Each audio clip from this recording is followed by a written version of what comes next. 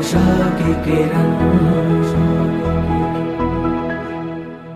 જેને ભગવાનનો મહિમા સમજાય, જેને ભગવાનના સંબંધવાળી ધરતીનો મહિમા સમજાય, ભગવાનના સંબંધવાળા સંતો ભક્તોનો મહિમા સમજાય, એ બધાનો બેડો પાર થઈ જાય. એમ હું નથી કહેતો. સ્વયં ભગવાન સ્વામિનારાયણ પ્રથમના 72માં વચનામૃતમાં બોલ્યા છે. ભગવાન શ્રી હરિ કહે જેને મારો મહિમા હોય, માને ભગવાનનો મહિમા હોય, ભગવાનના સંતનો મહિમા હોય, ભગવાન સ્વામિનારાયણના શબ્દો, જેને ભગવાનનો મહિમા હોય, જેને ભગવાનના સંતનો મહિમા હોય, એનું કાળ, માયા અને કર્મ ત્રણેય ભેળા મળીને ખરાબ કરવા માટે એમ તો ખરાબ કરી શકે નહીં. અને જેને ભગવાનનો મહિમા નથી, જેને ભગવાનના સંતનો મહિમા નથી, ભગવાન શ્રી હરિ કે એનું અમે રૂડું કરવા જઈએ ને તો પણ અમે એનું રૂડું કરી શકીએ નહીં. ભગવાન કે અમે સારું ન કરી શકીએ.